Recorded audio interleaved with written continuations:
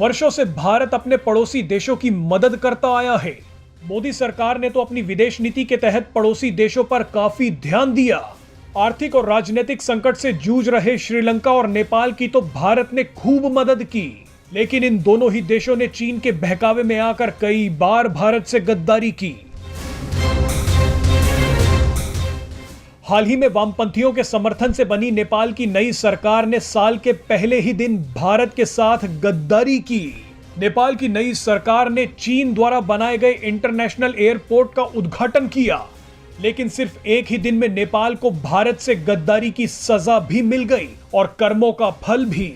नेपाल के प्रधानमंत्री पुष्प कमल दहल प्रचंड ने पोखरा में चीन की मदद से बनाए गए जिस इंटरनेशनल एयरपोर्ट का उद्घाटन किया था, वो अब नेपाल के गले की फांस बन गया है। एयरपोर्ट के उद्घाटन के तुरंत बाद अब नेपाल में बवाल मच गया है। नेपाल के पोखरा एयरपोर्ट को चीन की आर्थिक और तकनीकी मदद से तैयार किया गया है, जिसमें 22 अरब रुपए खर्च किए गए हैं। चीन ने पहले तो कहा कि वो इस एयरपोर्ट को बनाने में नेपाल की मदद करेगा, लेकिन उद्घाटन के तुरंत बाद चीन ने इस पोखरा एयरपोर्ट को कर्ज का जाल कहे जाने वाली बेल्ट एंड रोड परियोजना का हिस्सा बताकर नेपाल को झटका दे दिया। चीन ने दावा किया है कि यह एयरपोर्ट उसकी बेल्ट एंड रोड परियोजना के तहत ही बनाया गया है, लेकिन नेपाल का कहना है कि ऐसा कोई समझौता चीन के साथ नहीं हुआ था। नेपाल सोच रहा था कि चीन उसकी मदद कर रहा है, लेकिन असलियत में चीन पर्दे के पीछे उसे जकड़ रहा था। नेपाल ने अब चीन से कहा है कि इस परियोजना के लिए दिए गए पैसों को कर्ज के बजाय सहायता में बदल दिया जाए, लेकिन अब ऐसा होता नजर नहीं आ रहा। इन सभी के बीच कुछ रक्षा विशेषज्ञों ने नेपाल की मुश्किलें और बढ़ा दी हैं।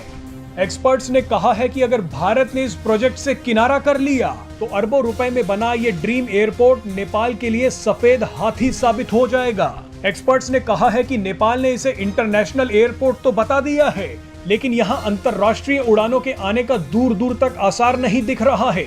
अगर पश्चिमी देशों ने चीन के बनाए गए इस एयरपोर्ट का इस्तेमाल करने से मना कर दिया और अगर भारत ने भी इस एयरपोर्ट का इस्तेमाल करने से किनारा कर लिया तो नेपाल बुरी तरह से फंस जाएगा। भारत पहले ही नेपाल में चीन की बनाई गई बिजली नहीं खरीदता है। इसके अलावा भारत नेपाल के भैरवा एयरपोर्ट का भी इस्तेमाल नहीं करता है। इस एयरपोर्ट को भी चीन की मदद से बनवाया गया था। अब अगर भारत ने पोखरा एयरपोर्ट से भी किनारा कर लिया तो नेपाल को चीनी कर्ज के जाल से कोई नहीं बचा सकता।